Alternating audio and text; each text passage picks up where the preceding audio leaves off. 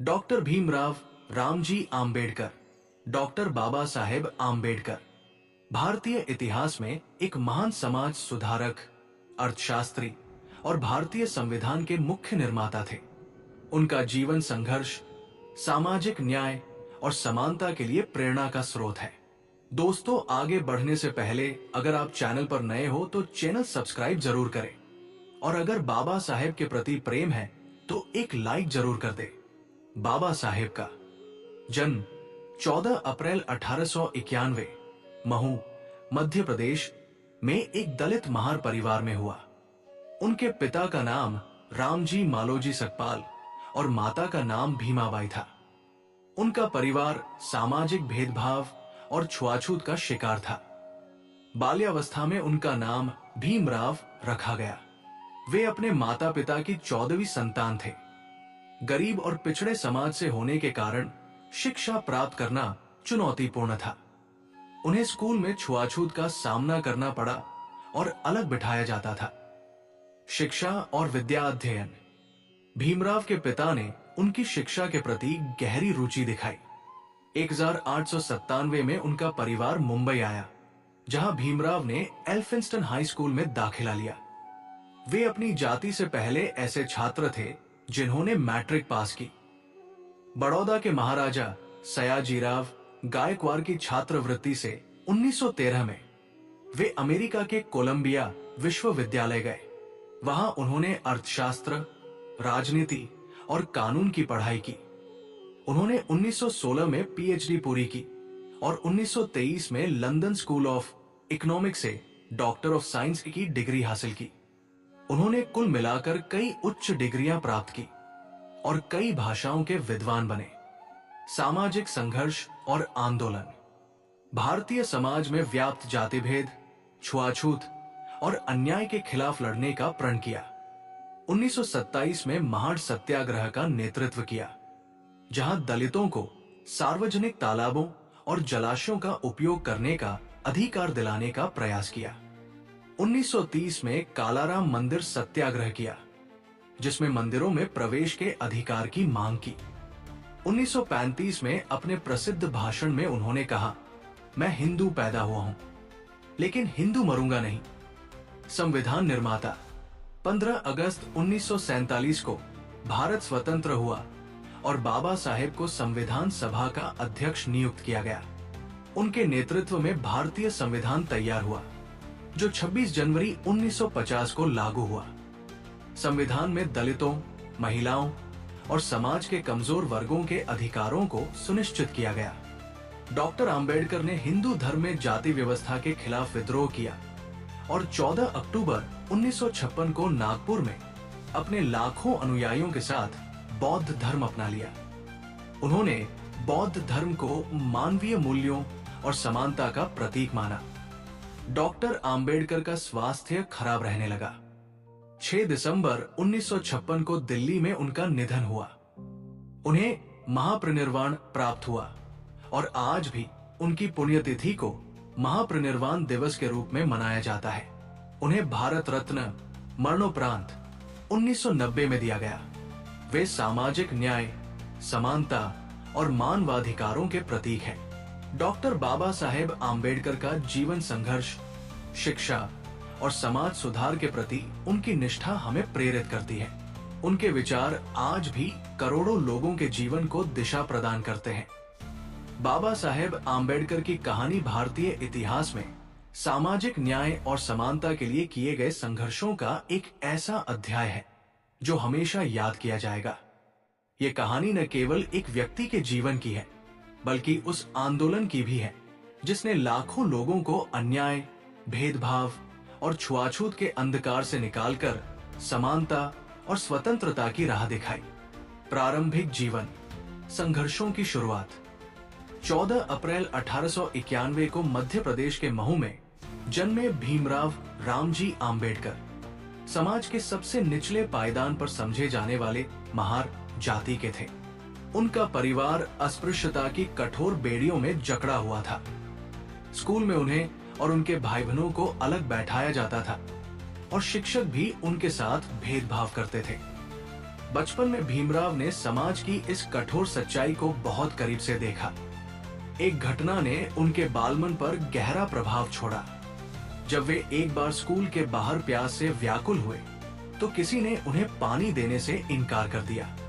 इस अपमानजनक घटना ने उनके मन में इस सामाजिक व्यवस्था को बदलने का संकल्प पैदा किया। उनके पिता रामजी सकपाल ने शिक्षा के महत्व को समझा और भीमराव को पढ़ाई के लिए प्रेरित किया। उन्होंने एल्फिंस्टन हाई स्कूल से मैट्रिक परीक्षा पास की और अपनी जाति के पहले ऐसे व्यक्ति बने जिन्होंने ये उपलब्धि हासिल की। शिक्षा की रोशनी, भीमराव की असाधारण प्रतिभा और उनके संघर्षों ने बड़ौदा के महाराजा सयाजीराव गायकवाड़ को प्रभावित किया। महाराजा ने उन्हें छात्रवृत्ति प्रदान की, जिससे वे उच्च शिक्षा के लिए अमेरिका के कोलंबिया विश्वविद्यालय गए।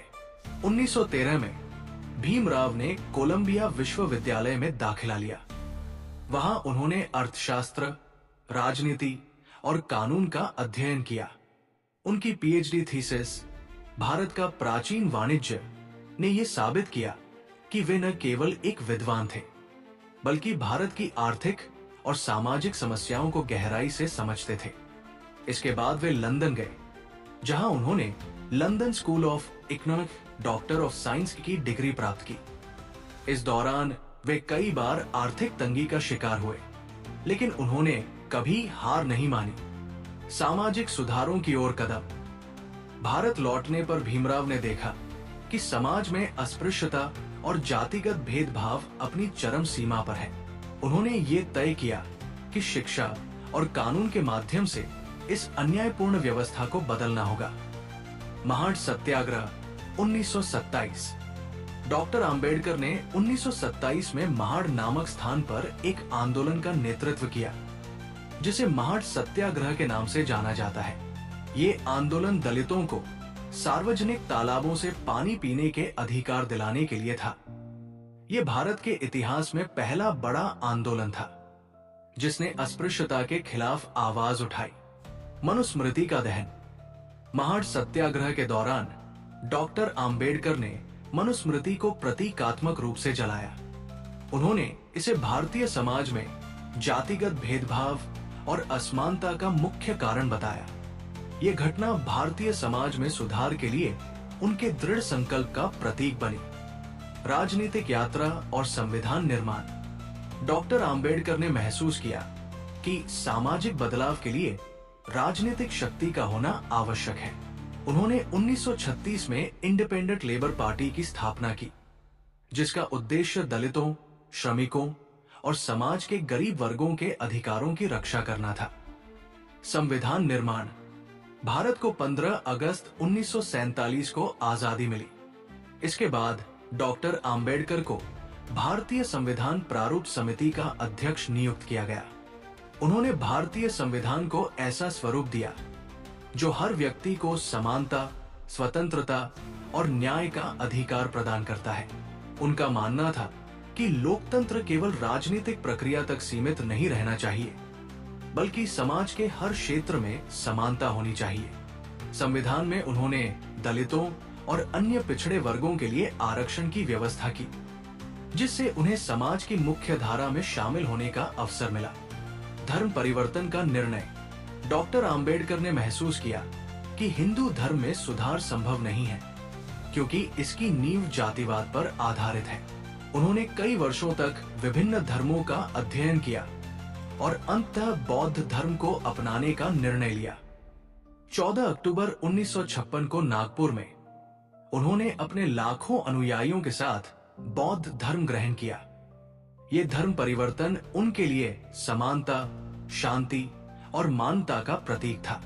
डॉक्टर भीमराव आंबेडकर ने अपने बचपन में समाज में प्रचलित जातिवाद और भेदभाव के कारण अनेक कठिनाइयों का सामना किया।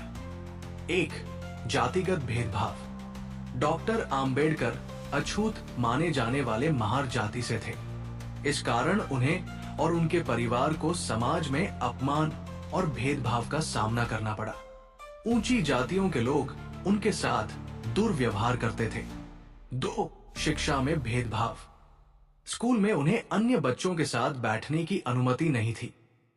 उन्हें कक्षा के बाहर बैठाया जाता था और छुआछूत के कारण शिक्षक भी उनके प्रति कठोर रवैया रखते थे।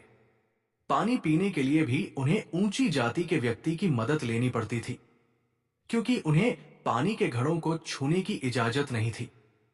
3. सामाजिक बहिष्कार। गांवों और सार्वजनिक स्थानों पर उनका परिवार अलग थलग रहता था। अन्य लोग उनके घर के पास नहीं आते थे और उनके साथ कोई सामाजिक संपर्क नहीं रखते थे। 4. आर्थिक तंगी। उनका परिवार आर्थिक रूप से बहुत कमजोर था। उनके पिता एक साधारण सैनिक थे जिनकी आय सीमित थी। 5. निराशाजनक माहौल। समाज में चारों ओर व्याप्त असमानता और भेदभाव ने उनके बाल मन को गहराई से प्रभावित किया। इन कठिनाइयों के बावजूद भीमराव आंबेडकर ने शिक्षा को अपना सबसे बड़ा हथियार बनाया और सभी बाधाओं को पार करते हुए एक महान नेता, सामाजिक सुधारक और भारत के संविधान निर्माता बने। उनकी ये संघर्ष गाथा प्रेरणा का स्रोत है।